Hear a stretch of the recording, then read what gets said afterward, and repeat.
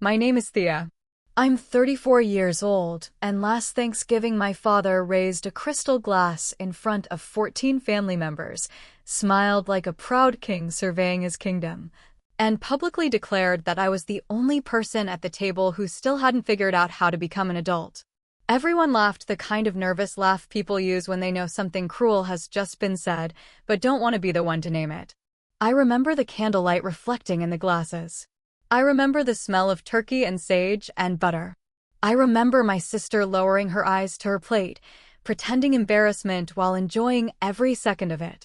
And I remember the exact moment I stopped being afraid. I didn't cry. I didn't defend myself. I didn't storm out. I picked up my fork, took one slow bite of dry turkey, dabbed the corner of my mouth with my napkin, turned to my brother-in-law, and asked one calm question. His fork hit the china so hard the gravy boat jumped. Then the whole room went silent. 6 seconds. 6 long, beautiful seconds. The kind of silence that only happens when truth has just entered a room full of lies. What no one knew, not my father, not my sister, not the relatives who spent years watching me be mocked for sport, was that I had been carrying a folded public record in my purse for 3 weeks. A legal filing. A simple piece of paper. The kind anyone could find if they knew where to look. And I knew exactly where to look. Before I tell you how a Thanksgiving dinner became the day my family mythology collapsed, take a second to like and subscribe. And if you'd like, leave your city and local time in the comments. I always love seeing where people are listening from. Now, let me take you back to October. 3 weeks before the turkey got cold. I lived in apartment 2B on Birch Street. 2nd floor. West-facing kitchen window. Old carpet. Thin walls. Slow hot water. But every day around 4:30 in the afternoon, sunlight came through the kitchen window and turned the worn linoleum floor into something almost magical. Cheap flooring became gold. Dust looked elegant. Even the chipped counter edges softened in that light.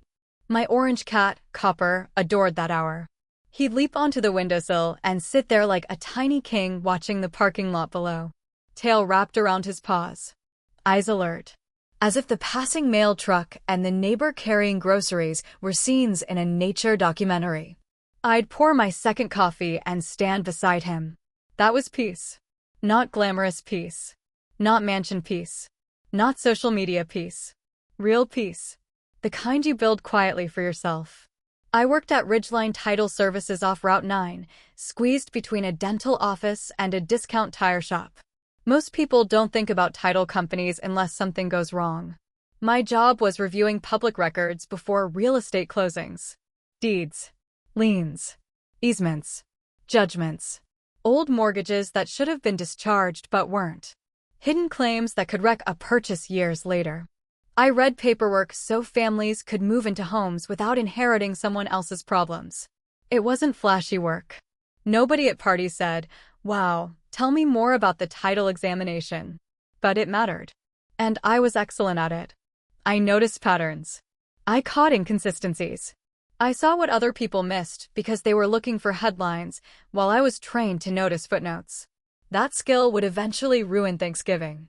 My boyfriend Nolan was building me a bookshelf that month. Not assembling one. Building one. There's a difference. He was a carpenter in the old-fashioned sense. Measured carefully. Sanded edges by hand. Understood wood grain the way some people understand music. He'd found reclaimed oak from an old barn demolition 2 counties over. It already lived one life, he said. Might as well give it another. That sounded like Nolan. He didn't talk much, but when he did, it usually stayed with you. He'd show up after work with sawdust on his jeans, kiss my forehead, and quietly make things stronger. Shelves. Loose cabinet doors. My confidence. He never tried to impress anyone. He just built things that held. My bills were paid. My credit score was excellent. I had savings. A retirement account. A stable job. A man who loved me. A cat who ran to the door when I came home. By almost any reasonable standard, I was doing well. But my father, Gerald, did not believe in reasonable standards. He believed in ownership. To Gerald, adulthood was not kindness, responsibility, emotional maturity, or integrity. It was square footage. A deed. A lawn. If your name was on property records, you mattered. If it wasn't, you were still a child. He never said it exactly like that. He didn't need to. It came through in every joke, every toast, every glance. Especially toward me. My older sister, Marlene, lived on Orchard Lane in a white colonial with black shutters and a red front door. 4 bedrooms. 2-car garage. A porch swing no one used. Window boxes changed seasonally. The kind of house that says, we are doing well, whether anyone inside is happy or not. She was married to Craig, who sold building materials and had excellent teeth, polished manners, and the unsettling ability to sound sincere while saying almost nothing. They had 2 children, Emma and Jake. They hosted brunches with cloth napkins. My father adored them. Because they looked right. That mattered more to him than truth ever did. At my 30th birthday dinner, Gerald stood up in a restaurant and said, maybe by 35, Thea will finally have a front door that belongs to her. He smiled after saying it, as if cruelty becomes harmless when paired with a grin. No one laughed. No one challenged him either. That was family tradition. My humiliation was background music. When I signed the lease for Birch Street, I invited him over for a small housewarming. He declined. That's not a housewarming, he said. That's rent celebration. Then he chuckled at his own joke. I hung up before he finished laughing. The year before everything exploded, our grandmother Ruth had a family trust set aside for both grandchildren. Marlene and I. Equal shares. Ruth believed fairness should be written down because memory becomes convenient in families.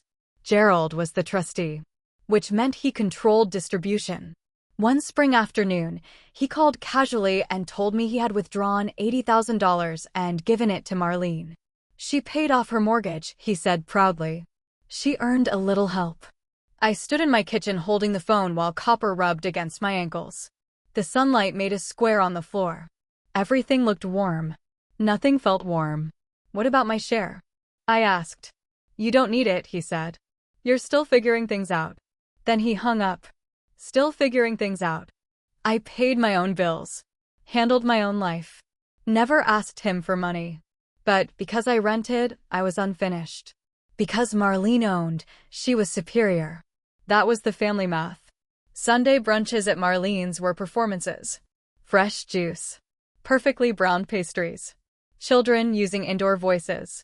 Craig refilled Gerald's wine before he asked. Gerald was leaning back in satisfaction like a man admiring his own legacy. This, he'd say, gesturing around the table, is what a family should look like. Then glanced vaguely toward me. I noticed things others missed.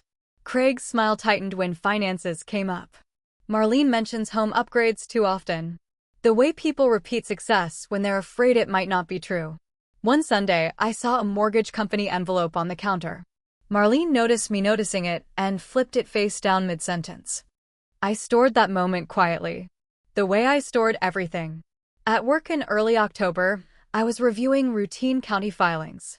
Line after line. Assignment of mortgage. Release. Deed transfer. Then one entry stopped me cold. Holt, Craig A., and Holt, Marlene E.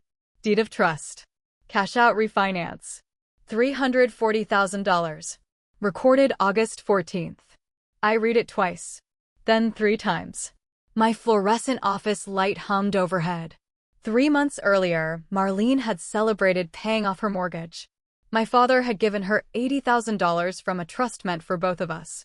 And now she had refinanced the house for more than the likely original balance. That meant one thing. The $80,000 had never gone to the mortgage. I waited until lunch. Then I accessed the public record system. Everything was there. Borrowers, Craig and Marlene Holt. Lender, Pacific Ridge Mortgage. Loan type, cash out refinance. Amount, $340,000. Not rate and term. Cash out. This means borrowing against home equity to extract money. People do that when they need cash badly. Repairs. Medical debt. Failing business. Panic. I sat in my car staring at the screen. The math arranged itself. My father gave her $80,000 because she claimed she'd paid off the mortgage. But if the mortgage had truly been gone, there would be nothing to refinance. She lied. She took the money. Then, they borrowed more.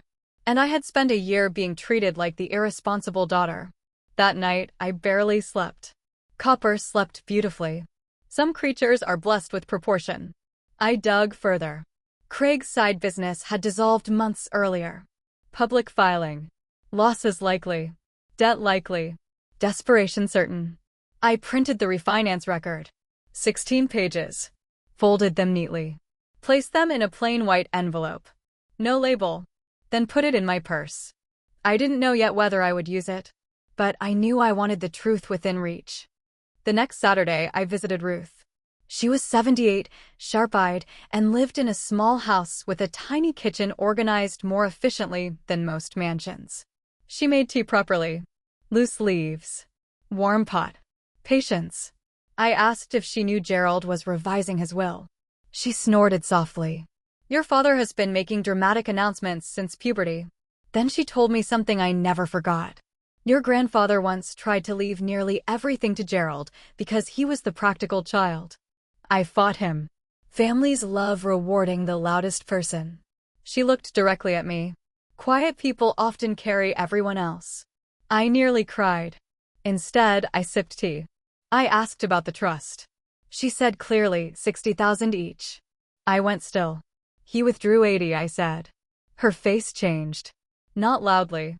Dangerously. He what? I told her. Not about the refinance yet. Just the amount. She set down her teacup with surgical precision. I'll be at Thanksgiving. Gerald called the next week. He announced Thanksgiving would be at Marlene's and he'd be making an important statement about the future. I knew exactly what that meant. He planned to reward her publicly again. Probably the house. Maybe more trust assets. A coronation disguised as dinner. Then he said, try to behave this year. That sentence made my decision easier. Marlene called 10 days before Thanksgiving.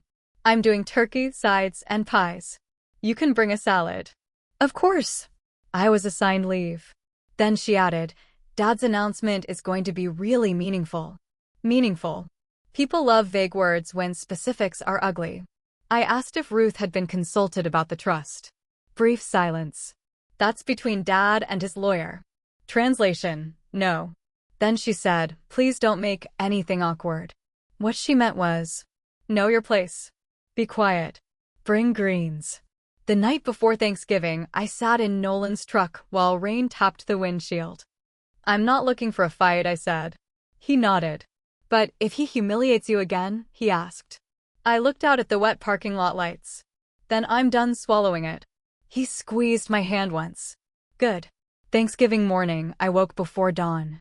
Made black coffee. Read the refinance filing again. Facts are strangely comforting. They don't change based on mood. I almost left the envelope at home. Then Gerald sent a photo to the family group chat. Marlene's table is fully set. Caption. Proud of my girl. Singular. One daughter. I put the envelope in my purse. Picked up the salad. Walked out. Nolan drove. Cornfields blurred past under a gray sky.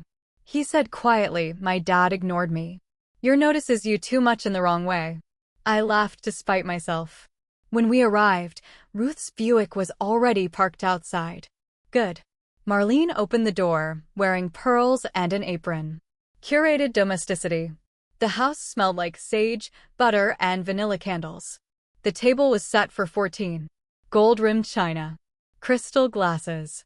Mini pumpkins. Everything is expensive except honesty. Gerald hugged me quickly. Then hugged Marlene as she'd returned from war. Craig shook Nolan's hand. Palm damp. I noticed Nolan noticing. Ruth sat in a wingback chair watching everything with calm, predatory patience. We ate it too. Gerald had arranged seating. Naturally. He sat at the head.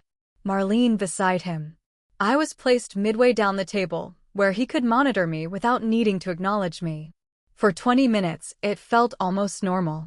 Children bickered. People passed potatoes. Candles flickered. Then Gerald stood and tapped his glass. The room quieted in waves. I've spent my life building things, he began. Homes, mostly. But my proudest creation is this family. He looked around theatrically. And no one has made me prouder than Marlene. She pressed a hand to her chest. Perfect timing.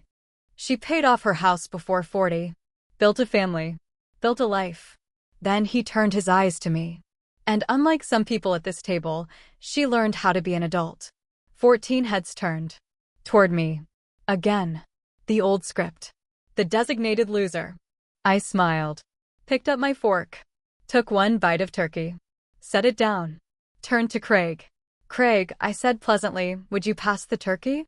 And while you're at it, how's the $340,000 refinance going? His fork hit the plate.